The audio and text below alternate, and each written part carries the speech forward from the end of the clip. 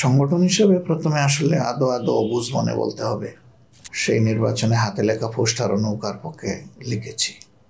শুধু আমার ওয়াইফ বলতে পারে যে তুমি যেটা ভালো মনে করো তাই করো। সব বিষয়ে হয়তো বা একমত সবাই নাও হইতে পারে, কিন্তু মেজর ইস্যুতে জাতির স্বার্থে আমরা আশা করব সবাই যেন একমত হয়। এখন আমরা শিক্ষা দিই না, আমরা কাগজের সার্টিফিকেট বিতরণ করি। আর বহু ত্যাগের জন্য আমাদেরকে প্রস্তুত থাকতে হবে। আপনি তো কয়েকবার জেলও খেটেছেন, আপনাদের নানাভাবে হয়রানি করা হয়েছে, অফিসগুলো বন্ধ করা হয়েছে ইত্যাদি। এখন মুক্ত মানুষ হিসেবে আপনার কেমন লাগছে?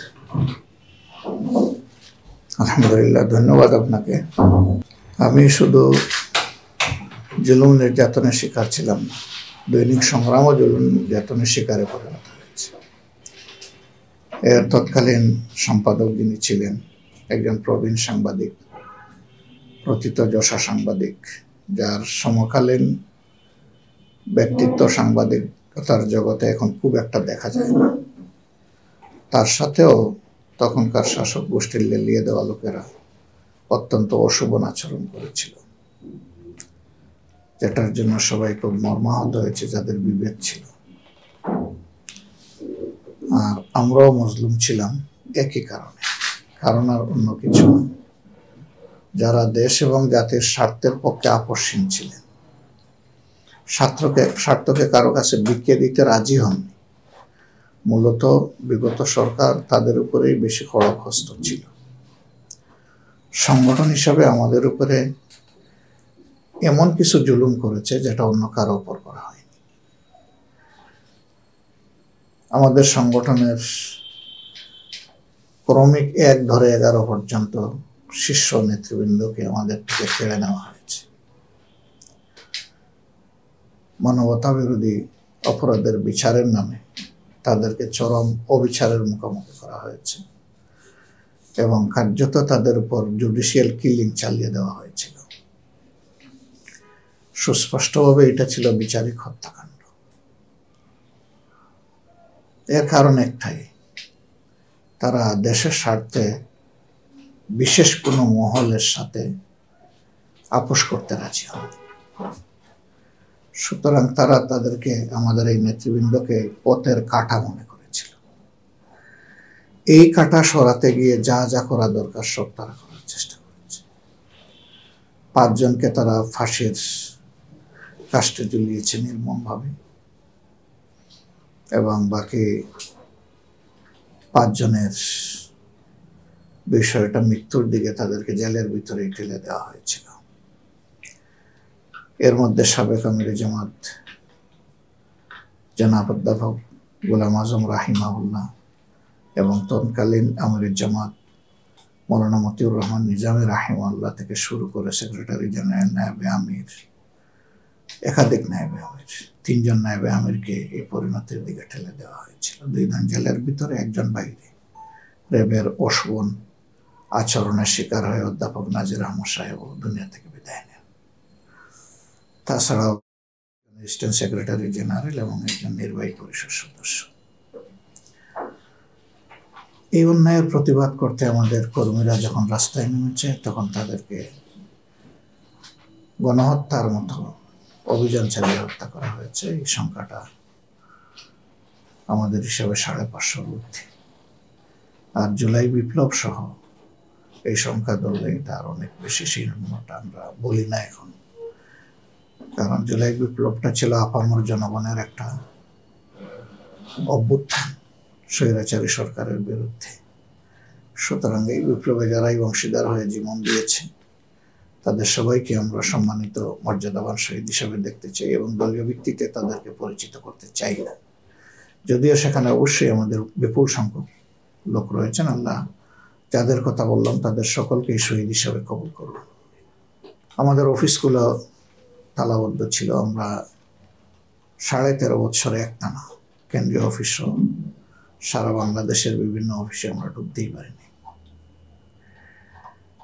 এরপরে আমরাই সে দল, একমাত্র দল, কায়দা কারণ করে কলা কৌশলে অন্যায়ভাবে আমাদের দলের নিবন্ধন কেড়ে নেওয়া হয়েছিল।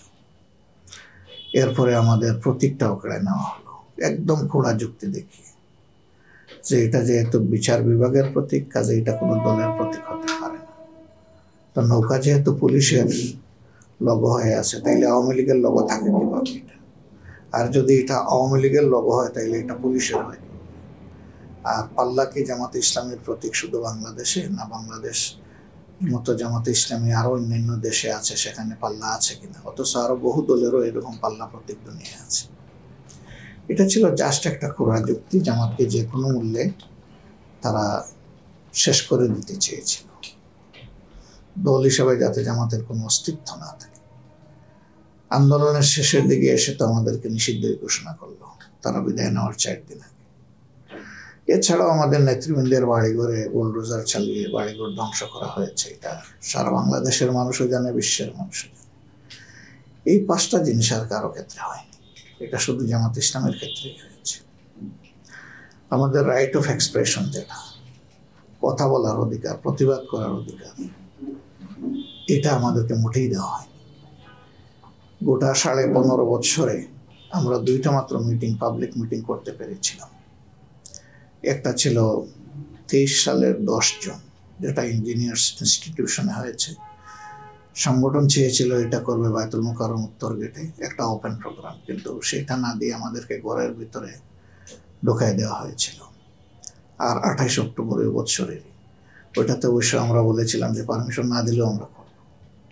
এই 2টা ছাড়া কোনো পাবলিক মিটিং বাংলাদেশের কোথাও আমরা সেই অর্থে করতে পারিনি।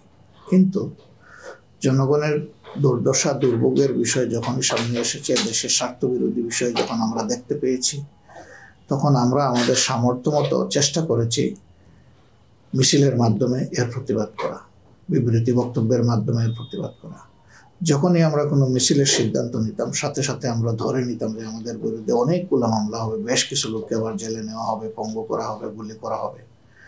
এগুলো মেনে নিয়েই আমরা দেশের স্বার্থে জীবনের ঝুঁকি নিয়ে আমরা এই কাজগুলো করেছি। কিন্তু সেভাবে আমরা করতে পারিনি যেভাবে করা উচিত ছিল, বা আমরা সুযোগ পেলে যেভাবে করতে পারতাম। 5 আগস্টের পরিবর্তনের পরে আলহামদুলিল্লাহ শুধু আমরা নই, দেশের, আমরা মনে করি দেশপ্রেমিক সকল দলই এই সুযোগ এখন পাচ্ছে যে তারা নিজেদের কথাটা অন্তত বলতে পারছে, জনগণের কাছে যেতে পারছে, নিজের কর্মসূচি তারা বিস্তৃত করার সুযোগ পাচ্ছে এবং জনগণও তাদেরকে দেখার সুযোগ পাচ্ছে। আমরা এই গোটা সময় জুড়ে মিডিয়ার সামনে যেতেই পারিনি, মিডিয়া আমাদের কাছে আসতে পারেনি। এখন সেটা হচ্ছে, মিডিয়ার সাথে আমাদের ইন্টারাকশন হচ্ছে, মিডিয়ার মাধ্যমে আমাদের কথাগুলো দেশ দুনিয়ার মানুষ জানতে চাচ্ছে এবং জানতে পারছে। এর মাধ্যমে জামাত ইসলামী সম্পর্কে মানুষের কৌতূহল, আগ্রহ আলহামদুলিল্লাহ আগের তুলনায় অনেক বেড়ে গিয়েছে বলে আমরা উপলব্ধি করছি। এটা আল্লাহ তাআলার মেহেরবানির ফসল, যে আল্লাহ তাআলা জনগণের মনে একটা মজলুম দলের প্রতি সহানুভূতি এবং ভালোবাসা তৈরি করে দিয়েছেন। এই জন্য আল্লাহরও শুকরিয়া আদায় করি, জনগণেরও কৃতজ্ঞতা আমরা আদায় করি। আপনার ছোটবেলার গল্প শুনতে চাই। এটা সাধারণভাবে রাজনৈতিক এবং ইসলামী আন্দোলনের বড় সংগঠনের নেতা হিসেবে মানুষ একটু আগ্রহী কম হয়, মানে পলিটিক্যাল প্রশ্নগুলো করে, কিন্তু আপনার ব্যক্তিগত বিষয় যদি আপনি বলতে, আমরা একটু শুনতে চাই, বা পাঠকদের যদি বলেন। আমি জানি না এর মধ্যে মানুষের কল্যাণকর শিক্ষা থাকবে কিনা। মানুষের ছোটবেলা তো দীর্ঘদিন চলে, 18 বছর বয়স পর্যন্ত চলে, এরপরে মানুষ যৌবনে উপনীত হয়। তো শৈশব দ্বারা হয় জন্ম থেকে 18 বছর, এই পুরো সময়টাকে ছোটবেলা হিসাবে কনসিডার করা যায়। তা আমি শুধু না, প্রত্যেকটা মানুষের জীবনেই ওই দীর্ঘ সময় ধরে অনেক কিছু, অনেক স্মৃতি তাদেরকে সঙ্গ দিয়ে চলে, যেটা হয়তো তার জন্য অনেক শিক্ষণীয় থাকে। মানুষ অনেক ভুলও করে, ভুল থেকে শিখে আবার ভালো কাজ করে, এটার থেকে অন্যরা অনুপ্রাণিত হয়, উপকৃত হয়। তা আমি ছোট মানুষ, আমার জীবনে ওরকম বড় কিছু আছে বলে আমি মনে করি না, তারপরে কিছু জিনিস থাকতে পারে। আমি নেহায়েত একটি সাধারণ কৃষক পরিবারের সন্তান এবং সাধারণ একটি গ্রামীণ পরিবেশেই আমার জন্ম। সৌভাগ্যক্রমে পাঠশালা স্কুলটা আমাদের বাড়ির লাগোয়া ছিল, একেবারেই লাগোয়া। আমাদের বাড়ি আর পাঠশালা স্কুলের একই বর্ডার, বাউন্ডারি।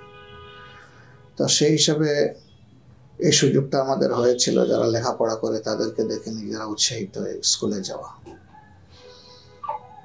কিন্তু আমাদের দুর্ভাগ্য যে ওই সময়টা আমরা ভালো পরিবেশ প্রথমে পাইনি।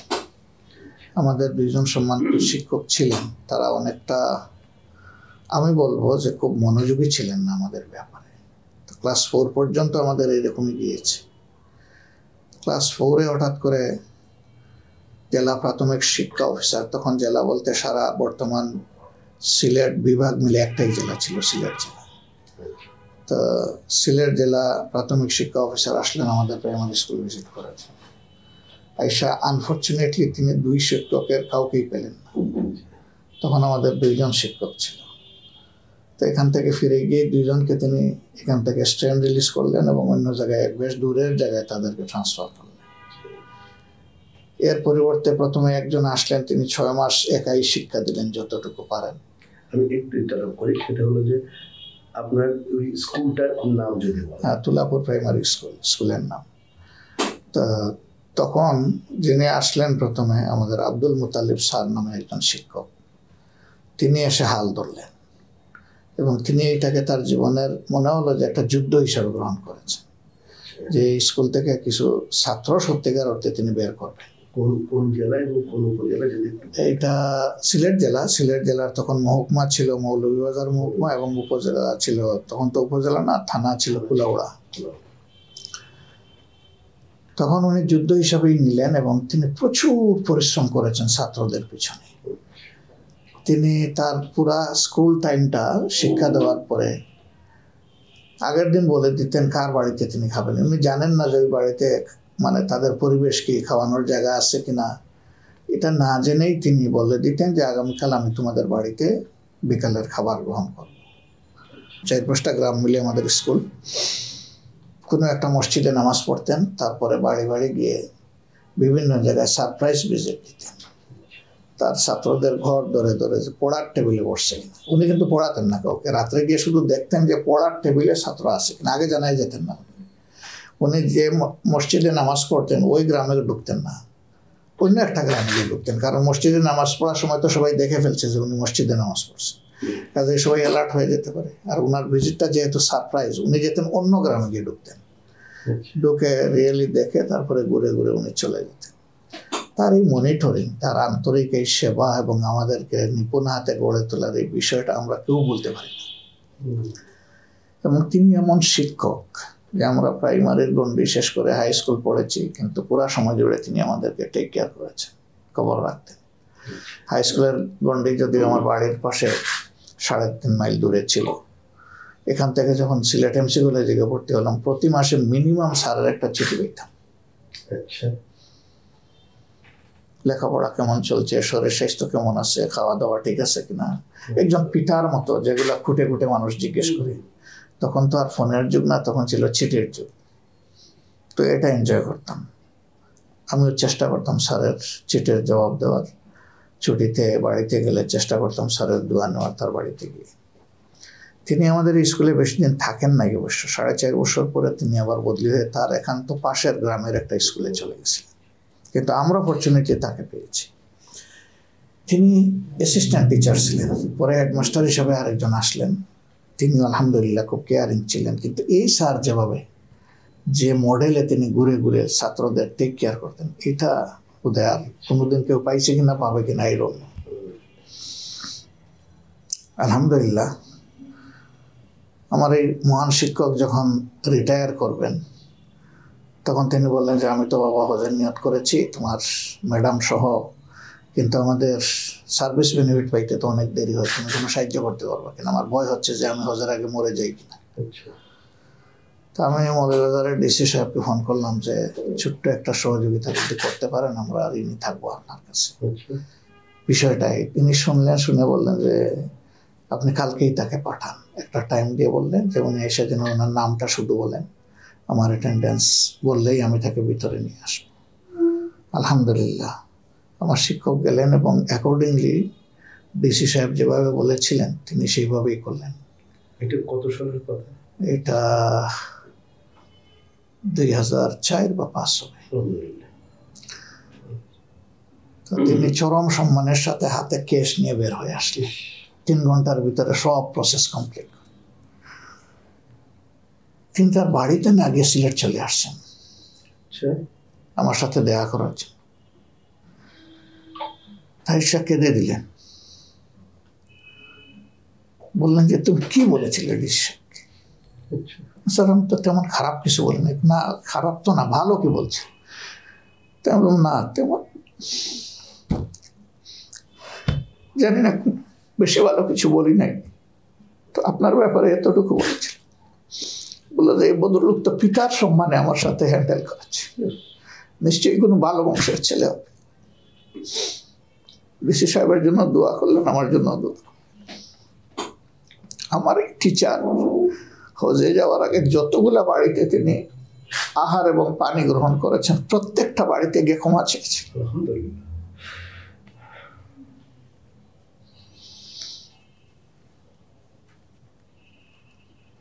তিনি এখন বেঁচে আছেন, আল্লাহ তাকে আরো হায়াত। তো আমার জীবনে অনেকগুলা কঠিন স্মৃতি আছে, কিন্তু এই সুখের স্মৃতিগুলো আমাকে খুব আনন্দ দেয়। এবং এখন যখন আমরা শিক্ষা ব্যবস্থার দিকে ফিরে তাকাই, তখন মনে হয় যে এই ধরনের শিক্ষকের কি আরো জন্ম হবে এই বাংলাদেশে। আপনার মানুষ গঠনেও বিশাল ভূমিকা অবস্থান ছিল। তো আমিরে জামাত হওয়া পর্যন্ত আপনার জীবন কিভাবে কেটেছে বা কেমন কেটেছে, এটা যদি একটু বলতেন সাথে। আসলে দেখেন, আমি তো আগেই বলেছি যে আমি অতি সাধারণ একজন কৃষকের সন্তান। আমার জীবনে খুব বড় কিছু হবে এরকম কোনো স্বপ্ন কখনো ছিল না, এবং আমি মনে করি এখনো আমি বড় কিছু না, আমি খুব অতি সাধারণ একজন মানুষ। কিন্তু আমি আমার মা বাবাকে নিয়ে গর্বিত। তাদের কোনো একাডেমিক ডিগ্রিও ছিল না, কিন্তু আপটিল নাও তারাই আমার বেস্ট শিক্ষক, শ্রেষ্ঠ শিক্ষক। তাদের অনেকগুলা কথা আমাকে অনুপ্রাণিত করেছে, সামনে এগিয়ে দিয়েছে। আমি ছোটবেলার থেকে মা বাপের চঞ্চল সন্তান ছিলাম, যেটা গ্রাম দেশে বলে দুষ্টা। মানে একটু চঞ্চলতা দ্বারা করে একে বলে দুষ্ট। তো সেই জন্য মায়ের হাতের অনেক প্রচুর মার আমি খেয়েছি, এবং এখন আমার শরীরে দুই একটা দাগ আছে এরকম। আমি আমার জীবনের এক পর্যায়ে 42 বছর বয়সে এসে আমার মার পাশে বসলাম, বসে বললাম যে আম্মা ওই সময় আমার বেশি পিটাইতেন কেন? ভাইয়াকে তো পিটাইতেন, আমার বড় একবার, ছোট তো আমার অনেক ছোট, সবার আদরের, ওরে কোনোদিনই মা বাবা কিছু বলেন নাই। তো ভাইয়াকে তো কোনোদিন কিছু বলতেন না, আমার এখানে পিটাইতেন, এই সামান্য এদিক সেদিক হইলেই আমার পিটাইতেন কেন? আমার মা একটা ওয়ান্ডারফুল কথা বলেছিলেন যে আমি চেয়েছিলাম ডাইনেও না বামেও না, তুমি সোজা ছিল, এই জন্য ডাইনে গেলেও পিটাইতাম, বামে গেলেও পিটাইতাম। তো আলহামদুলিল্লাহ। এরপরে সংগঠন হিসেবে প্রথমে আসলে আদো অবুঝ মনে বলতে হবে, 69-এর গণ আন্দোলনের মিছিলে ছিলাম, তখন জাস্ট হাই স্কুলের ছাত্র। এরপরে 70-এর নির্বাচনে দেখেছি, সেই নির্বাচনে হাতে লেখা পোস্টার ও নৌকার পক্ষে লিখেছি। যেহেতু নৌকার তখন দখলে সারা পরিবেশ, ছাত্ররা অলমোস্ট খুঁজেই পাওয়া যেত না এর বাইরে কিছু। ছাত্র ইউনিয়নের অস্তিত্ব থাকলে বড় বড় শিক্ষা প্রতিষ্ঠানে ছিল, কিন্তু গ্রামীণ জনপদে ওই রকম ছিল না। আর বাকি ছাত্র সংগঠনগুলা কে ছিল কে না সেটা বুঝারও বয়স আমাদের হয়নি। আমার সেকেন্ড কাজিন, উনি ইপিআরের একজন সদস্য ছিলেন, তরুণ অফিসার। তো 71-এর মহান মুক্তিযুদ্ধে উনি শাহাদত বরণ করেন। ওনার শাহাদতের বিষয়টা আমরা কনফার্ম হয়েছি যখন পাকিস্তান থেকে সর্বশেষ বন্দী চলে আসলো বাংলাদেশে। আর ওনাকে যখন বাংলাদেশের কোনো জেলেও পাইলাম না, জীবিতও পাইলাম না, ওখান থেকেও ফিরে আসলেন না, কোনো হাসপাতালেও তার সন্ধান পাওয়া গেল না, তখন আমরা বুঝলাম যে তিনি আর নাই। পরে আমরা সন্ধান চালালাম গভীরভাবে। এর আগে তো আশায় ছিলাম, আশা ছেড়ে দিয়ে আমরা খবর নিয়ে দেখলাম যে মুক্তিযুদ্ধের 2য় বা 3য় দিনে তিনি চিটাগাংয়ের হালের শহরে সরাসরি ফায়ারিং পাকিস্তান আর্মির সাথে ইপিআরের হয়েছিল, সেখানেই তিনি ইন্তেকাল করেছেন বা শাহাদত বরণ করেছেন। আল্লাহ তাকে শহীদ হিসেবে কবুল করুন। কিন্তু স্বাধীনতার পরের চিত্রটা আমাদেরকে চিন্তিত করে তুলল। তখন কিশোর মন, যুবক তো হইনি। দেশের বুকে পাকিস্তানের একটা ভীতির পরিবেশ সৃষ্টি করেছিল 71-এ। আবার একই দৃশ্য দেখলাম 72-তে। বরঞ্চ কিছু কিছু ক্ষেত্রে সীমা লঙ্ঘন করে গেল। পাকিস্তানিরা আমাদের পাহাড়ের গাছ কেটে নিয়ে যায়, কিন্তু ফিরে এসে অনেকে পাহাড়ের গাছগুলা কেটে নিজের সম্পত্তি বানিয়ে ফেললেন। আর অনেক সীমা লঙ্ঘনমূলক কাজ যখন দেখলাম, বিভিন্ন দিক থেকে একটু একটু খবর পাইতাম। তখন তো আর এইরকম ডেইলি পত্রিকার এত প্রচলন ছিল না। গ্রাম দেশে আমরা একটা সাপ্তাহিক পত্রিকা যুগবেরী নামে সিলেট থেকে বের হতো। ওই পত্রিকাটা আমরা একজনে আনলে অন্তত 500 জন মানুষ এই পত্রিকা পড়তো। সেখানে যে সমস্ত কর্মকাণ্ড কিছু উঠে আসতো, এটা আমাদেরকে খুব কষ্ট দিত যে এগুলা কেন একটা স্বাধীন দেশে হচ্ছে। কিন্তু সুনির্দিষ্ট একটা দলের মানুষ, তারা মহান মুক্তিযুদ্ধকে আমি বলবো যে ডিসপিউটেড করেছেন এই কাজগুলা করে করে। এমনকি আমাদের ইউনিয়নের যিনি ওই সংগঠনের সভাপতি ছিলেন, ওই সময় ছাত্রদেরকে কন্ট্রোলে কাপড় দেওয়া হতো ড্রেস বানানোর জন্য, স্কুল ড্রেসের জন্য। সেই ড্রেসের কাপড়টা মেরে ফেললেন। তার সাথে আমাদের সংঘাত হলো, বুঝিও নাই, আমরা তার গায়ে হাত দিয়েছি। শেষ পর্যন্ত স্কুল 8 মাস বন্ধ হয়ে গেল এই ক্লেশকে কেন্দ্র করে। হেডমাস্টার সাহেবকে তিনি যেভাবেই হোক কাবু করে ফেলেছিলেন। এই ঘটনায় আমাদের অনেক ক্ষতি হয়ে গেল। একটা মাস আমরা লেখাপড়া করতে পারলাম না। মুক্তিযুদ্ধের সময় 7 মাস বন্ধ, আবার এরপরে 8 মাস বন্ধ। বিশাল ক্ষতি হলো আমাদের শিক্ষা জীবনে। তো এই বিষয়গুলো যখন আসলো, ঠিক সেই সময়ই জাসদ এর আবির্ভাব। তারা এর বিরুদ্ধে প্রতিবাদ নিয়ে আসলেন, পার্শ্ববর্তী দেশের কিছু কর্মকাণ্ডের বিরুদ্ধে আর একটা নির্দিষ্ট দলের বিরুদ্ধে। দল আওয়ামী লীগ বলতে কোনো অসুবিধা নেই। ওই সময় বাংলাদেশের প্রতিবাদী যুব সমাজ জাসদের ব্যানারে অর্গানাইজ হতে লাগলো। এটাও বলতে পারেন এক ধরনের ইমোশন কাজ করেছে যে আর তো কেউ এই অন্যায়ের প্রতিবাদ করছে না, জাসদ করতেছে, তাইলে আমরা জাসদের সাথে দেখে কিছু করা যায় কিনা। এলাকার যারা তরুণ ছাত্র সমাজ ছিল 90% চলে গেল জাসদের সাথে, ছাত্রলীগ ছেড়ে। আমরাও যোগ দিলাম। সেখানেও গিয়ে দেখি যে ক্রমান্বয়ে তারাও যা বলছিলেন কথার সাথে বাস্তবের মিল পাওয়া যাচ্ছে না, বরঞ্চ সেখানে অনেক বাড়াবাড়ি হচ্ছে, হিংসাত্মক প্রবণতা চলছে, ব্যাংকের উপর, থানার উপর বিভিন্নভাবে আক্রমণ চলতেছে। এই সমস্ত কর্মকাণ্ড দেখে খুবই হতাশ হয়ে গেলাম। তখন আমি ইন্টারমিডিয়েটের ছাত্র। কিছুদিনের জন্য আমি একেবারেই কোনো ছাত্র সংগঠন সংশ্লিষ্ট ছিলাম না, ছেড়ে দিলাম সব। তারপরে আস্তে আস্তে নামাজ পড়তাম, কিন্তু রেগুলার ছিলাম না ওই সময়টা। আস্তে আস্তে কোরআন স্টাডি করা শুরু করলাম, একটা হাদিস পড়া শুরু করলাম নিজের থেকে, কলেজ লাইব্রেরি এবং হোস্টেল লাইব্রেরি থেকে। আস্তে আস্তে আই ওপেনিং শুরু হলো। মনে হলো যে এই জায়গায় একটু প্রশান্তি খুঁজে পাচ্ছি। এইভাবেই ছাত্র শিবিরের সূচনা লগ্ন থেকে ছাত্র শিবিরের সাথে সম্পৃক্ত হয়ে গেলাম। ছাত্র শিবিরে কর্মী সাথী সদস্য, যেটা জানেন সবাই, এই সবগুলা জায়গায় আল্লাহ তাআলা আমাকে কবুল করেছিলেন। সিলেট শহর শাখার দায়িত্ব ছিল। এই অবস্থায় আমি বিদায় নিই। তারপরে আমি সরকারি চাকরিতে যোগদান করি সুনামগঞ্জের একটা উপজেলা হেলথ কমপ্লেক্সে মেডিকেল অফিসার হিসাবে। 1 বছর 3 মাস সরকারি চাকরি করার পরে সিলেটের সংগঠন আমাকে একটু দেখা করার জন্য বললো। আমি গেলাম সুনামগঞ্জ থেকে সিলেট। তখন তারা ডিজায়ার করলেন যে সিলেটে আমার প্রয়োজন, থাকা দরকার। আমি জিজ্ঞেস করেছিলাম, আমি চাকরি তো করি সরকারি, এটা নিয়ে আসবো না ছেড়ে আসবো? সংগঠনের যিনি আমির ছিলেন অধ্যাপক ফজলুর রহমান সাহেব, স্টিল হি ইজ অ্যালাইভ, আলহামদুলিল্লাহ, আল্লাহ তাকে আরো হায়াত দিন, সুস্থ রাখুন। তিনি বলেছিলেন যে এটা আপনার ব্যাপার, এই ব্যাপারে আমরা কোনো সিদ্ধান্ত দেব না। আমি বুঝতে পারলাম যে তারা পছন্দ করছেন আমার চাকরি ছেড়ে দেওয়াটা, কিন্তু যেহেতু সরকারি চাকরি, ফার্স্ট ক্লাস গেজেটেড অফিসার, আমি আমার পরিবার এটাকে কিভাবে নেব, এই জন্যে তারা আমাকে ক্লিয়ার কোনো ডিসিশন দেননি, কিন্তু এটা তাদের ডিজায়ার। তা আমি সেই ডিজায়ারকেই অনার করলাম। করে হ্যান্ডস্পট আমি আমার রেজিগনেশন লেটার লিখে আমির সাহেবের হাতে দিলাম এনভেলপে।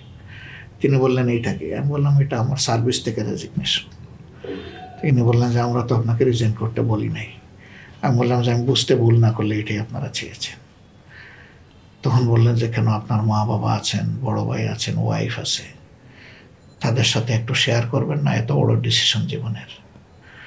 আমি বললাম যে দেখেন, এই 4 জন যাদের কথা বলেছেন অবশ্যই তাদের হক, এটা আমি তাদের সাথে শেয়ার করি, কিন্তু আমি নিশ্চিত নই যে এত বড় একটা বিষয় নিয়ে তাদের কাছে গেলে তাদের রেসপন্সটা কেমন হবে। শুধু আমার ওয়াইফ বলতে পারে যে তুমি যেটা ভালো মনে করো তাই করো, কিন্তু বাকিরা আমার ধারণা আমাকে নিষেধ করবেন। এখন মা বা বড় ভাই তাদের নিষেধাজ্ঞা অমান্য করে আমার জন্য এত বড় ডিসিশন নেওয়া খুবই কঠিন হবে। বরঞ্চ আমি ছেড়ে দিয়ে পায়ে ধরে ফেলবো, এটা আমার জন্য সহজ, যে আমি কিস্তি পুড়াই ফেলছি, এখন কিছু করার নাই, এবং রিজেকের মালিক আল্লাহ। আলহামদুলিল্লাহ সেইভাবেই বিষয়টা পরে এক্সিকিউট হয়ে যায় আর কি। আর আমি পিছনের দিকে তাকাইনি সরকারি চাকরির দিকে। তারপরে আস্তে আস্তে সংগঠন টুকটাক যোগ্যতা না থাকা সত্ত্বেও দায় দায়িত্ব দিয়ে দিয়ে 2009 সালে শহীদ আমিরি জামাত আমাকে ডিসেম্বরের 23 তারিখ ডাকলেন। ডেকে বললেন যে তুমি ঢাকা একটু সময় দিতে পারবো কিনা সংগঠন। আমি একটু মৃদু হেসে বলছিলাম যে আপনি এইভাবে বলছেন কেন? বললেন আমি কিভাবে বললে তুমি খুশি হবে? আমি বলেছিলাম যে আপনি বলবেন যে তোমাকে সময় দিতে হবে, আপনি আমাকে জানতে চাচ্ছেন যে আমি সময় দিতে পারবো কিনা, এটা আমার ভালো লাগলো না। না, তোমার তো কিছু অ্যাটাচমেন্ট সিলেটে আছে, জানি, বিষয় আছে। বললাম যে এগুলো সব আমার 4 সাবজেক্ট, আপনি নির্দ্বিধায় আমাকে হুকুম করেন আমার কি করা লাগবে, আমি চেষ্টা করবো আল্লাহর দেওয়া যোগ্যতা অনুযায়ী আপনার নির্দেশ পালন করার। তখন তিনি বললেন, ওয়েল, তুমি কাজ তো সহজ করে দিলে, তাইলে জানুয়ারির 1 তারিখ থেকে 10 সালের মাসের প্রথম 15 দিন তুমি কেন্দ্রে কাজ করবে, আর শেষ 15 দিন তুমি সিলেটে কাজ করবে, যেহেতু সিলেট অঞ্চলের দায়িত্ব তোমার উপর আছে, তোমার আরও কিছু বিষয় আছে। তো আলহামদুলিল্লাহ, আমি আলহামদুলিল্লাহ বললেই কবল করেছি, কিন্তু ইনফ্যাক্ট আমার পক্ষে আর এই 15 দিন কখনো এনজয় করা সম্ভব হয়নি। কারণ জানেন যে 9 সাল থেকেই তো পরিস্থিতি অন্যরকম হয়ে গেল। আর 10 সালের 8 ফেব্রুয়ারি সম্ভবত, 8 ফেব্রুয়ারি রাজশাহী বিশ্ববিদ্যালয়ে যে ঘটনা ঘটলো, এরপর থেকে তো আর জামাতকে তারা দাঁড়াতে দেয়নি কোথাও। তা আমি যে 15 দিনের জন্য আর সিলেট যাব, সেটা আর আমার আর হয়ে ওঠেনি। এমনকি 10-11 মাস আমি জেলে ছিলাম না, কিন্তু আমি সিলেট যেতে পারিনি, এরকম গেছে। আমার ফ্যামিলি ওই সময় সিলেটেই থাকতো। তারপরে আমার যোগ্যতার সীমাহীন ঘাটতি থাকা সত্ত্বেও এই কঠিন সময়ে যেহেতু আমরাই কয়েকজন আছি, এর মাঝ থেকে আল্লাহর কোনো না কোনো গুলামের উপরে তো দায়িত্ব আসবে, সেই হিসেবে দায়িত্ব এসেছে, এখন চেষ্টা করে পালন করার। নিশ্চয়ই আমার দুর্বলতা আছে, আল্লাহ যেন আমাকে ক্ষমা করেন, দোয়া করবেন। তো একটা কৌতূহল আছে সবার জানার জন্য যে আপনি মাঝে মাঝে লন্ডনে যান, তো বিদেশে কি আপনার কেউ আত্মীয় স্বজন আছে? বিদেশে আমার তো আগে একজন ভাতিজা থাকতো, বড় ভাইয়ের ছেলে। কিছুদিন আগে আমার বড় মেয়ে এবং তার হাজব্যান্ড, এরা ব্রিটেনের ন্যাশনাল হেলথ সার্ভিসে ওই আমার মেয়ের জামাইটা সে অ্যাটাচড হয়েছে, তো এখন তাদের পরিবার ওখানে আছে। আর আত্মীয় স্বজনের মাঝে অনেকেই আছে, সে লোক আছে, শ্বশুর গোষ্ঠীর অনেক লোক আছেন, আমার নিজের ভাই বন্ধুদের অনেকে আছেন। সিলেটের মানুষ তো আমাদের লন্ডনের সাথে অ্যাটাচমেন্টটা অনেক রিচ। আমি ওই জন্য যাই না, আমি কখনো আমার কোনো ফ্যামিলি বা ফ্রেন্ড ভিজিট করতে যাওয়ার সুযোগ আমার হয়নি। আমি যখনই গিয়েছি সংগঠন এবং দিনের প্রয়োজনে গিয়েছি। যাওয়া উপলক্ষে হয়তো বা তাদেরও মিনিমাম হোক, কোনো কোনো সময় এমন হয়েছে যে 15 দিন থেকেছি কিন্তু কারো বাসায় যাওয়ার সুযোগ হয়নি, ফোনও দেয়নি ভয়ে। কারণ ফোন দিলে বলবে আসো, কিন্তু সেই যাওয়ার সময় আমার নাই, কষ্ট পাবে। এই জন্যে ফোন না দিয়েই দেশে এসে ফোন দিয়েছি যে আমি এরকম ভুল করে ফেলেছি, ক্ষমা করে। এরপরে আরেকটু ব্যক্তিগত প্রশ্ন আছে, সেটা হলো সিলেট মেডিকেল কলেজ, মানে মহিলা মেডিকেল কলেজ, এটা প্রতিষ্ঠার পিছনে আপনার ইতিহাস আছে। তারপর আলহামরা সহ বিভিন্ন প্রতিষ্ঠানের সাথে আপনি যুক্ত বলে জানা যায়। তো অ্যাকচুয়ালি সিলেট মহিলা মেডিকেল কলেজটা প্রতিষ্ঠার পিছনে ইতিহাসটা কি, যদি একটু? আলহামরার সাথে আমার কোনো সম্পর্ক ওইরকম নাই, যেটা অনেকে মনে করে, আসলে ওরকম কিছু না। তবে ওমেন্স মেডিকেল কলেজ যেটা এটার সাথে আমার সম্পর্ক আছে।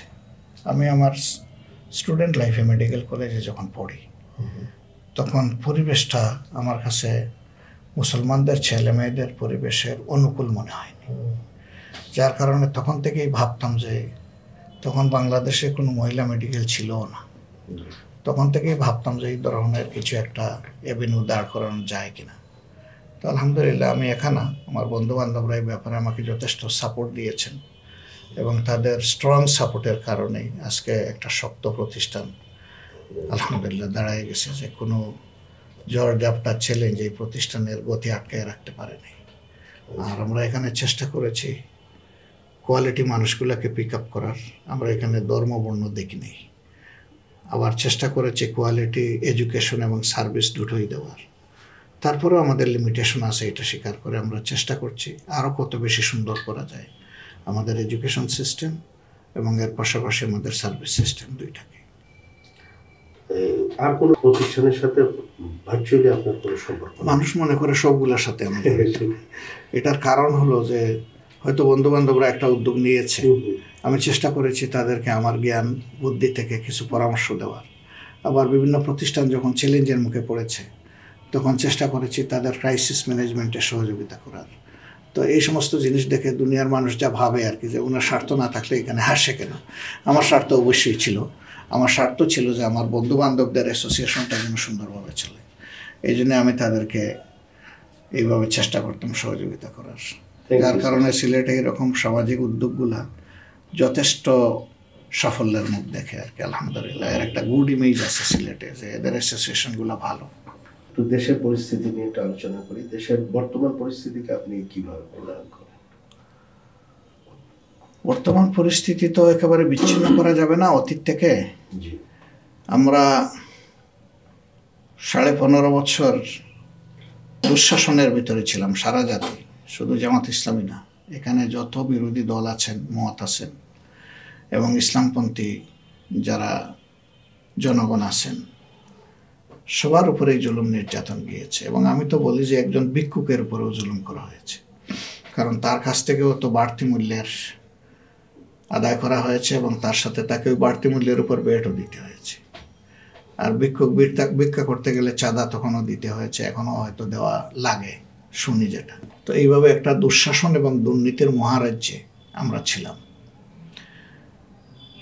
এর থেকে মানুষ তো সাময়িক রিলিফ পেয়েছে, এই ব্যাপারে কোনো সন্দেহ নেই। প্রেসগুলো আগের মতো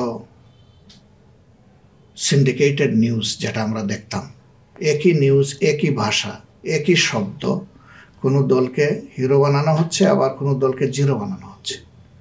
তো সবগুলা মিডিয়ায় একই ল্যাঙ্গুয়েজ হয় কীভাবে? আবার সেখানে নিজস্ব স্টাফ রিপোর্টার, করেসপন্ডেন্ট নাম দিয়েও লেখা আছে। এমন না যে আমি অমুক নিউজ এজেন্সি থেকে এই নিউজটা নিয়েছি। কোনো এজেন্সি থেকে নিলে হয়তো বা একই ধরনের ল্যাঙ্গুয়েজ হতে পারে, কিন্তু নিজের রিপোর্টারের পরিচয়ে যখন রিপোর্ট পরিবেশন হচ্ছে সেটার ল্যাঙ্গুয়েজ তো এক হওয়ার কথা না, হুবহু দাড়ি কমা সহ। এগুলা ছিল বেশিরভাগ ক্ষেত্রে সিন্ডিকেটেড। এটা সরকারের ইচ্ছাকে বাস্তবায়ন করার হাতিয়ার হিসাবে পরিণত করা হয়েছিল। আলহামদুলিল্লাহ এখন তো মিডিয়া জগৎকে সেরকম আমার মনে হয় না। ইভেন এখনও আমাদের বিরুদ্ধে মাঝে মাঝে কেউ কেউ লেখে, কই আমরা তো গিয়ে তাদের কাউকে ধরি না। তবে যদি আমাদের ব্যাপারে কোনো বিকৃত নিউজ পরিবেশন করা হয়, আমরা বলি যে এটা তো আমরা বলি নাই, করি নাই, আপনারা করলেন, এটা তো ঠিক হয়নি আমাদের ব্যাপারে। আমরা কোনো সময় 2-1টা প্রটেস্ট দিয়েছি, কিন্তু তখন আমাদেরকে প্রতিদিন প্রটেস্ট লিখতে হতো, কারণ আমাদের বিরুদ্ধে সেই সমস্ত বাজে নিউজ বানিয়ে ছেড়ে দেওয়া হতো। এই বাংলাদেশ জামাত ইসলামী খেয়ে ফেলছে, সেরে ফেলছে, আর কিছুই রাখবে না, এই জায়গায় ওটা করবে, সেই জায়গায় সেটা করবে, পরে দেখায় কোনো জায়গায় কোনো কিছু হয়নি। এটা উদ্দেশ্য ছিল একটা ভীতিকর পরিবেশ সৃষ্টি করা। বিশেষ করে আমাদের কেন্দ্রীয় নেতৃবৃন্দের কারো ব্যাপারে যখন বিচারের নামে অবিচার চলতো এবং তার রায়ের দিন যখন ঘনায় আসতো অথবা হত্যা করার দিন ঘনায় আসতো, তখন এই ধরনের ভীতিকর অবস্থা সৃষ্টি করা হতো। আলহামদুলিল্লাহ এখন তো সেগুলো নেই। এটা একটা দিক। আর একটা দিক হচ্ছে আইন শৃঙ্খলার স্বাভাবিক অবস্থা। এখন যা আছে বাংলাদেশ স্বাধীনতার পরে কখনো এর চেয়ে ভালো ছিল বলে আমি দেখিনি। এখন যা ছিল আগেও তাই ছিল, বরঞ্চ বিগত সরকার যে সরকার মাইনরিটি বলে একটা শব্দ চালু করে খুব বেশি মায়াকান্না করত, তাদের হাতেই দফায় দফায় বিভিন্ন জায়গায় দেশের বিভিন্ন ধর্মের লোকেরা লাঞ্ছিত হয়েছেন, ক্ষতিগ্রস্ত হয়েছেন। তারা এখন মুখ খুলতে শুরু করছেন। তখন তো তারা মুখটাও খুলে বলতে পারেন নিজেকে, বরঞ্চ আমাদের দিকে ইঙ্গিত করে সব চালিয়ে দেওয়া হতো। কিন্তু আল্লাহ সহায় যে তারা বহু মামলাও করেছেন, শেষ পর্যন্ত আমাদের নামে কোথাও আমাদের একটা লুমকেও শাস্তি দেওয়ার সুযোগ তাদের হয়নি, যেহেতু আমরা এই সমস্ত নোংরা কাজের সাথে জড়িত ছিলাম না।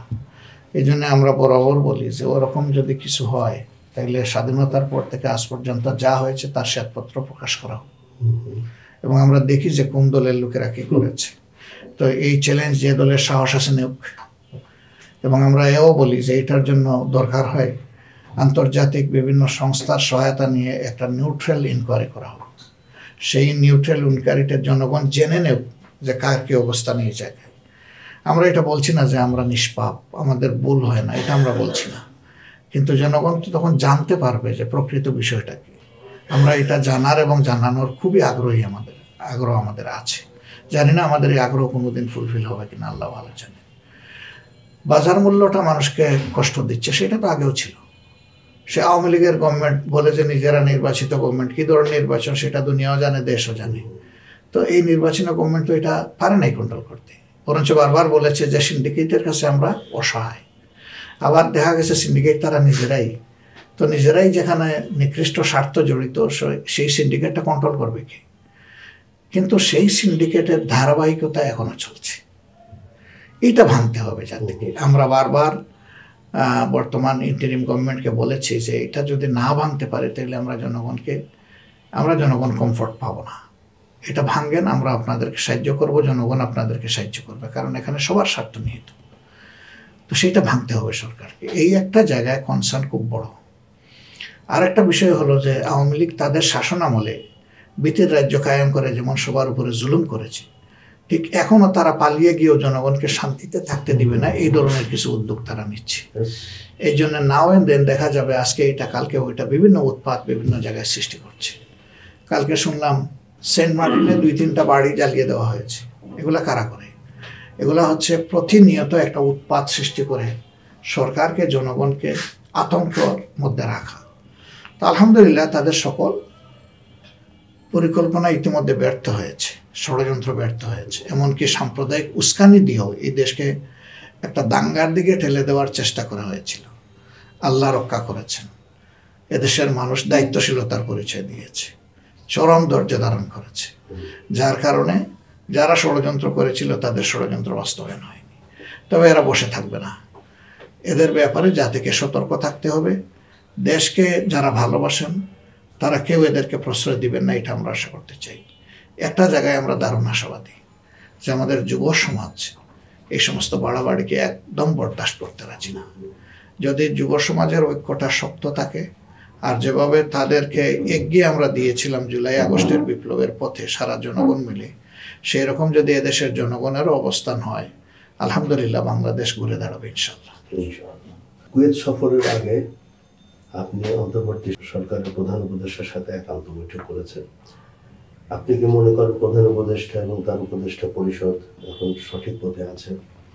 যতটুকু দেখতে পাচ্ছি বা যতটুকু মানবীয় বুদ্ধি দিয়ে বুঝি যে তারা ওই রকম মঈন এবং ফখর সাহেবের মতো নতুন নতুন অ্যাভিনিউ খোলার চিন্তা তাদের নাই। তারা একটা ইলেকশন সুষ্ঠুভাবে দিতে চান, যাতে জাতির দেওয়া এই দায়িত্বটা সম্মান নিয়ে তারা আদায় করে সম্মানের সাথে বিদায় নিতে পারেন এখান থেকে। তো এই ইন্টেনশন আমার কাছে স্পষ্ট, এবং প্রধান উপদেষ্টা নির্বাচনের সময়কাল ইত্যাদি সম্পর্কে যে ইঙ্গিত দিয়েছেন, এটা আমার কাছে অপটিমাম মনে হয়, এটা অযৌক্তিক মনে হয় না। আমরা যেহেতু এতদিন ধৈর্য ধরতে পেরেছি, এখন তো আর কেউ সরাসরি জুলুম করছে না এই জাতির উপরে। বাকি সময়টা একেবারেই প্রয়োজনীয় সংস্কারের জন্য দিতে হবে। এই প্রয়োজনীয় সংস্কারটা সুষ্ঠু একটা নির্বাচনের জন্য একান্ত প্রয়োজন। এই সংস্কারগুলো না করলে সুষ্ঠু নির্বাচন করা সম্ভব হবে না। আর যে নতুন একটা নির্বাচনের মাধ্যমে যদি দেশ সামনের দিকে আগানোর চেষ্টা করে, আল্লাহ না করুন আমরা আবার অন্ধকারে পড়ে যেতে পারি। তো এই জাতি কত রক্ত দেবে, আর কত অন্ধকারে পড়বে, হাতড়াবে, এবং কত জুলুমের শিকার হবে। এই জন্য আমরা মনে করি আগামীতে ক্ষমতায় যেই আসুক, একটা সুষ্ঠু নির্বাচনের মধ্য দিয়ে আসুক। এর জন্য যা সংস্কার তাই করতে হবে। সংস্কার এবং নির্বাচন নিয়ে এখন আলোচনা চলছে, যদি বলেছেন, তো এই ব্যাপারে দলের সর্বশেষ মূল্যায়নটা কি? সর্বশেষ মূল্যায়নের অপেক্ষায় আমরা আছি, কারণ বিভিন্ন কমিশন করা হয়েছে, তারা তাদের রিপোর্ট জমা দিচ্ছেন। সম্ভবত আজকের মধ্যে সবার দেওয়ার কথা, দিলে তারা এটাকে কম্পাইল করবেন। এটার জন্য একটা সুপ্রিম কমিশন গঠন করা হয়েছে under the headship of CA, chief adviser, এবং সেখানে সম্ভবত মেম্বার সেক্রেটারি হিসেবে, আমি যতটুকু শুনছি, আমি শিওর না, আলী রিয়াজ সাহেবকে নেওয়া হয়েছে। তো তারা নিশ্চয়ই এটা পাওয়ার পরে তাদের মধ্যে প্রথমে তারা এটা নিয়ে স্টাডি করবেন। তারপরে যারা অংশীজন আছেন, রাজনৈতিক দল আছে, সিভিল সোসাইটি আছে, এবং আরও যাদেরকে তারা মনে করেন, তাদের সাথে নিশ্চয়ই তাদের মত বিনিময় হবে। সেই মত বিনিময়ের মধ্য দিয়ে আমরা আশা করছি একটা জাতীয় ঐক্য তৈরি হবে। সব বিষয়ে হয়তো বা একমত সবাই নাও হইতে পারে, কিন্তু মেজর ইস্যুতে জাতির স্বার্থে আমরা আশা করব সবাই যেন একমত হয়। তো সেই ঐক্যমত্যের জায়গাটা যখন তৈরি হবে, তখন এটা তো জাস্ট একটা রিপোর্ট, এবং রিপোর্টের উপর নীতিগত সিদ্ধান্ত। তখন সেই সিদ্ধান্তগুলো যে সমস্ত জায়গায় ঐক্যমত হবে, সেই সিদ্ধান্তগুলো বাস্তবায়ন করার দায়িত্ব পড়বে আবার এই সরকারের উপর। এবং বাস্তবায়নের ব্যাপারটা আজকে বললেই কালকে হয়ে যাবে এমন না। কিছু কিছু বিষয়ে ইট উইল টেক টাইম, আবার কিছু বিষয় হয়তো বা আর্লি হয়ে যেতে পারে। যেটার জন্য যতটুকু মিনিমাম সময় প্রযোজ্য, সেটা তাদেরকে দিতে হবে। সেই বিবেচনায় প্রধান উপদেষ্টা যে ইঙ্গিত দিয়েছেন, এটা অনেকটা অ্যাকসেপ্টেবল, তবে এর বাইরে যাওয়া উচিত হবে না কোনো অবস্থায়। তো প্রাসঙ্গিকভাবে এসে যায়, সেটা হচ্ছে যে আজকে আমাদের সংগ্রামে লিডও হয়েছে বিষয়টি নিয়ে। সেটা একটা ঘোষণার বিষয়ে দাবি উঠেছে, বিশেষ করে জুলাই বিপ্লবের যারা সংশ্লিষ্ট ছিলেন, পরে সরকারও এটা নিয়ে একটু সময় নিয়েছেন। এই ব্যাপারে কি আপনার দলের কোনো মূল্যায়ন আছে? সরকারের বিভিন্ন পক্ষ থেকে আমাদের সাথে যোগাযোগ করা হয়েছে, বিভিন্ন বিষয়ে তারা আমাদের অবজারভেশন জানতে চেয়েছেন। তারা কি সামনে আনতে চাচ্ছেন, এরকম একটা ড্রাফট সম্ভবত বিভিন্ন দলকে দেওয়া হয়েছে। আমরা সেই রকম একটা ড্রাফট পেয়েছি, পেয়ে আমাদের মূল্যায়ন আমরা জানিয়েছি তাদেরকে। কিন্তু আমাদের সাথে এই নিয়ে তাদের কোনো সরাসরি ইন্টারাকশন হয়নি। এত বড় বিষয়ে কোনো সিদ্ধান্ত নেওয়ার আগে একটা সরাসরি ফিজিক্যাল ইন্টারাকশন দরকার। বসে এই সমস্ত বিষয়ে আরও থ্রেডবেয়ার ডিসকাশন করে, আমরা দিলাম একটা, অন্য দল দিল আরেকটা, তো এগুলো সামারাইজ হবে কীভাবে, এটার সিনপসিস তৈরি হবে কীভাবে। এই জন্য এইখানেও একটা বড় বিষয়, যেহেতু যদি এরকম কিছু করতে হয়, তাহলে সবাইকে নিয়ে বসে একটা জায়গায় এসে করার মধ্যেই জাতির জন্য কল্যাণ হবে। বাংলাদেশের ভবিষ্যৎ কি আপনি কিভাবে দেখেন, অথবা বাংলাদেশের ভবিষ্যৎ কি হবে বলে মনে করেন? আসলে এটা তো অনেক বড় প্রশ্ন। একটা জাতির জন্য তার প্রথম জায়গাটা হচ্ছে তার শিক্ষা, যেটাকে মেরুদণ্ড বলা হয়। আমাদের শিক্ষা ব্যবস্থাটাই তো ভঙ্গুর। এখানে না আছে মোরালিটি, না আছে একাডেমিক কোয়ালিটি, এর কোনোটাই নেই। এবং বেদনাদায়কভাবে এখন আমরা শিক্ষা দিই না, আমরা কাগজের সার্টিফিকেট বিতরণ করি, যেটার কোনো ভ্যালু না আছে দেশে, না আছে বিদেশে। এবং আমাদের শিক্ষার্থীরা জীবনের মূল্যবান সময় কাটানোর পরে দেখা যায় যে এই কাগজের টুকরার ভ্যালু না পাওয়ার কারণে অনেকে হতাশায় ভোগে। কিছু কেস তো এমনও ঘটেছে যে আত্মহত্যা করেছে। যদি আত্মহত্যা মহাপাপ, এটা হওয়া উচিত না কোনো অবস্থাতেই। ওই রকম পরিণতির দিকেও কেউ কেউ চলে গেছে।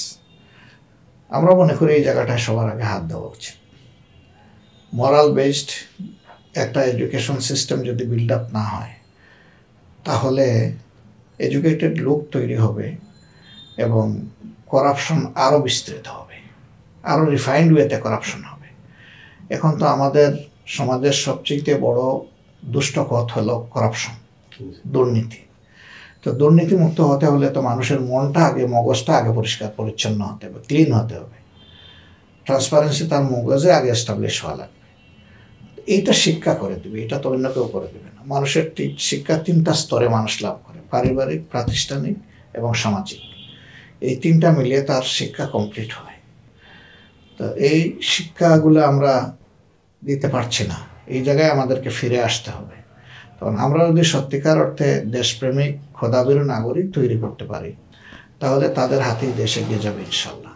আমরা এই ব্যাপারে আশাবাদী, কারণ এই বিষয়গুলো নিয়ে জাতি যেহেতু ভাবছে, সবাই চিন্তিত এই বিষয়গুলো নিয়ে, কাজে এই বীজতলা তৈরি করা যাবে এবং এখান থেকে ভালো ফসল পাওয়া যাবে ইনশাল্লাহ।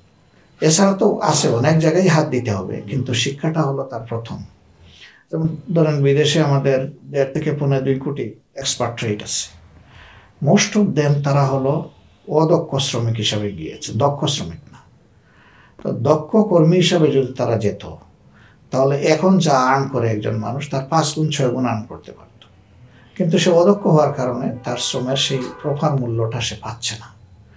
আবার যাওয়ার পথে হাজার জাতের সিন্ডিকেশনের কারণে, করাপশনের কারণে, যেখানে 80-90 হাজার টাকা দিলে সে বিদেশে যেতে পারতো, সেখানে 8 লাখ, 10 লাখ, 4 লাখ, 5 লাখ, বিভিন্ন জায়গায় যা ঘটে হরিলুটের মতো চলতেছে। এই জায়গাগুলোকে একটা শৃঙ্খলার জায়গায় আনতে হবে। ওই শিক্ষা হবে এটার বাহন। শিক্ষা প্রত্যেকটা নাগরিকের হাতকে কারিগরের হাতে পরিণত করবে, যে কোনো জায়গায় কোনো বেকার তৈরি করবে না। যার জন্য যেটা প্রযোজ্য, যার মেধা যেরকম, তাকে সেই রকমই শিক্ষা তার হাতে তুলে দিলে এই দেশটা হবে আসলে কারিগরদের দেশ। তখন দেশে হোক বিদেশে হোক, সব জায়গায় এই দক্ষ জনবল যেটা গড়ে উঠবে, এরা সব জায়গার চেহারা বদলাই দিবে। দেশেরও চেহারা বদলাবে, বিদেশেরও চেহারা বদলাবে। আর বিদেশে গেলে যে আর্নটা করবে, তার তো বেনিফিট দেশই তো পাবে, কারণ রিমিটেন্সটা তো তারা এখানেই পাঠাচ্ছে, অন্য কোনো জায়গায় না। হ্যাঁ, বড় লোকেরা অন্য জায়গায়, দেশ থেকে চুরি করে অন্য জায়গায় নিয়ে যায়। আর এই সাধারণ মানুষগুলো তার গায়ের রক্ত ঘাম বানাইয়া বিদেশ থেকে টাকা নিয়ে আসে দেশে, এনজয় করে তাদের টাকাগুলো ওই সমস্ত অপরাধীরা যারা দুর্নীতিপরায়ণ, আর দিয়ে যাচ্ছে এই সমস্ত সাধারণ মানুষগুলা। অথচ তাদের জীবনের কোনো মূল্যায়ন নাই, সামাজিক সেই স্বীকৃতি নাই, সম্মান নাই, নিরাপত্তা নাই। তো এই জায়গাগুলো অ্যাড্রেস করতে হবে। আমাদের এক্সপাট্রিয়েট যারা আছে বা প্রবাসী যারা আছে, তাদের মনে যখন এটা আসবে, এই দেশ আমার দেশ, আমি আমার দেশকে দিচ্ছি কারণ আমার দেশ আমাকে মূল্যায়ন করে, আমার দেশ আমাকে সম্মান দেয়, যখন তাদের এই আত্মপ্রত্যয় সৃষ্টি হবে, তখন দেশের অর্থনীতির চাকা কিন্তু আরো দ্রুত করতে থাকবে, আরো সবল হবে। তো অনেকগুলো বিষয় এখানে জড়িত। একেবারে প্যাকেজ চিন্তা করতে হবে আমাদেরকে সমাজ বদলানোর জন্য। বহু জায়গায় হাত দিতে হবে এই সমাজ। তাদের দেখেন ভোটিং রাইটটা পর্যন্ত নেই, শুধু রিমিটেন্স যোদ্ধা দিয়ে তাদেরকে আমরা বাতাসে ভাসাচ্ছি। কিন্তু সে যে দেশের একজন নাগরিক, তার যে সবচেয়ে বড় অধিকার, সেটাই তো আমরা এখন এস্টাবলিশ করতে পারলাম না। আমরা এবার দাবি করেছি অবশ্যই তাদেরকে ভোটার তালিকায় অন্তর্ভুক্ত করতে হবে, বিদেশে যারা আছে। 5 যুগ অতিক্রম করে গেছে জামাত ইসলামী এবং আপনার সংগঠন। জামাত ইসলামের এই দীর্ঘ পথ চলার বিষয়ে আপনার মূল্যায়নটা একটু। আলহামদুলিল্লাহ, জামাত ইসলামী তো আসলে ইনফ্যাক্ট 41 সালে অখণ্ড ভারতবর্ষে জন্ম।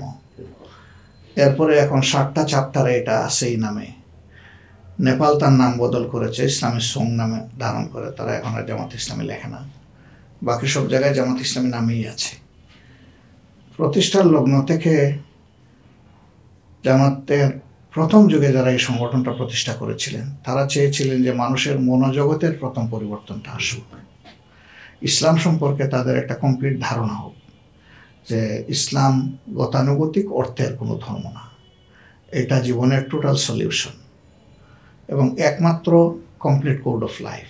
এই জিনিসটা আলহামদুলিল্লাহ জামাতের যারা প্রবীণ ছিলেন, মুরব্বী ছিলেন, উদ্যোক্তা ছিলেন, তাদের পরিশ্রম, তাদের লেখনী, তাদের বক্তব্যের মাধ্যমে এখন মোরলেস স্পষ্ট যে এটা একটা জীবন বিধান। তারপরেও বহু মানুষ এটা বোঝার পরেও হয়তো মানে না। এই মুভমেন্টটা চলছে, কিন্তু মুভমেন্টটা একদিনের জন্য বিনা রেজিস্ট্যান্সে চলে নাই। তার জন্ম থেকে রেজিস্ট্যান্সের মুখে পড়েছে।